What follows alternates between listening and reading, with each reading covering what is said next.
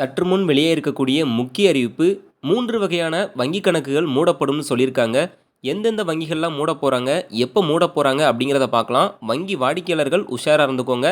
நீங்க இப்ப தான் நம்ம சேனலை புதுசா பார்க்குறீங்கன்னா, மறக்காம சப்ஸ்கிரைப் பண்ணிக்கோங்க. அப்பதான் இது போன்ற பயனுள்ள தகவல் உடனுக்குடன் கிடைக்கும். சரி வாங்க வீடியோக்குள்ள போலாம். 2026 ஜனவரி 1 முதல் இந்திய ரிசர்வ் வங்கியானது புதிய வங்கி விதிகளை அமல்படுத்தியுள்ளது. இதன்படி வங்கிகளில் உள்ள குறிப்பிட்ட 3 வகை கணக்குகள் மூடப்படும். இதனை அனைத்து வங்கி வாடிக்கையாளர்களும் கட்டாயமா தெரிஞ்சுக்கோங்க. புதிய ஆண்டான 2026 ஜனவரி 1 முதலே ஆர்பிஐ ஆனது சில முக்கிய மாற்றங்களை அமல்படுத்தியுள்ளது. இந்த புதிய வழிகாட்டுதல்களின்படி குறிப்பிட்ட வகையை சேர்ந்த சில வங்கி கணக்குகள் மூடப்பட வாய்ப்புள்ளது.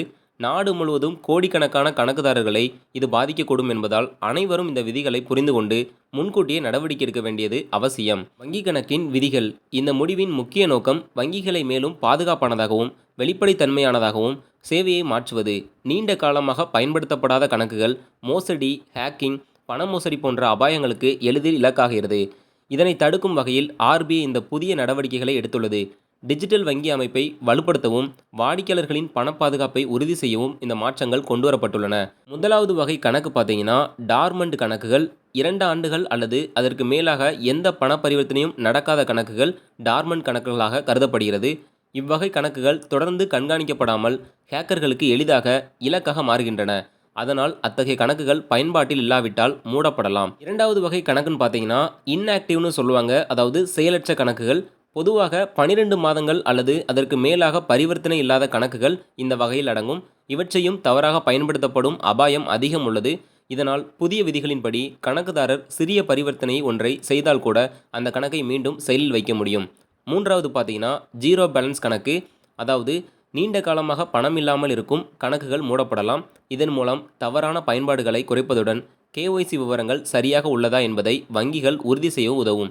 எனவே உங்கள் வங்கி கணக்குகள் செயலில் உள்ளதா என்பதை சரிபார்த்து தேவையான நடவடிக்கைகளை உடனே எடுப்பது பாதுகாப்பானது. டார்மண்ட் அக்கௌண்ட், செயலற்ற வங்கி கணக்கு மற்றும் உங்களுடைய ஜீரோ பேலன்ஸ் அக்கௌண்ட், இந்த 3 வகையான வங்கி கணக்குகள் யாராவது வச்சுருந்தீங்க அப்படின்னா உடனடியாக அதை திருத்திக்கோங்க.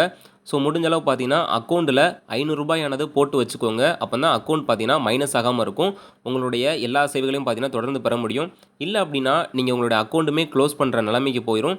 ஸோ மற்றபடி பண மோசடி நடக்கிறதுக்கான வாய்ப்புகளுமே இருக்குது. அதனால் உடனடியாக செஞ்சுக்கோங்க. இது எந்தெந்த வங்கிகளுக்கெல்லாம் பொருந்தும்னு கேட்டிங்கன்னா அனைத்து வகையான பேங்க்குமே பொருந்தும். SBI, Canara bank, Axis, ICICI மற்றும் இந்தியன் ஓவர்சீஸ்னு சொல்லிட்டு எல்லா வகையான ப்ரைவேட் பேங்க், கவர்மெண்ட் பேங்க் எல்லாத்துக்குமே பொருந்தும். உடனடியாக இந்த விஷயத்தை வந்து பண்ணி வச்சுக்கோங்க. ஆனால் இந்த மினிமம் பேலன்ஸ் அப்படிங்கிறது ஒவ்வொரு வங்கியை பொறுத்தும் டிஃப்ரெண்ட்டாக இருக்கும். நீங்கள் எந்த பேங்க்கில் அக்கௌண்ட் வச்சுருக்கீங்களோ அந்த பேங்க்கில் மினிமம் பேலன்ஸ் எவ்வளோன்னு கேட்டு அதை பார்த்தீங்கன்னா நீங்கள் ஃபில் பண்ணி வச்சுக்கோங்க. சில பேங்க்கில் மோஸ்ட்லி பார்த்தீங்கன்னா ₹500 அப்படிங்கிறதே மினிமம் பேலன்ஸ் தான். நிறைய பேங்க்கில் பார்த்தீங்கன்னா ₹1000 இருக்கும். ஸோ அதையுமே கேட்டுக்கோங்க. இது போன்ற பயனுள்ள தகவலாம் நீங்கள் உடனுக்குடன் தெரிஞ்சுக்கணும் அப்படின்னா நம்ம சேனலை சப்ஸ்கிரைப் பண்ணிக்கோங்க. வீடியோ பிடிச்சிருந்தா லைக் பண்ணி ஷேர் பண்ணுங்கள். நன்றி.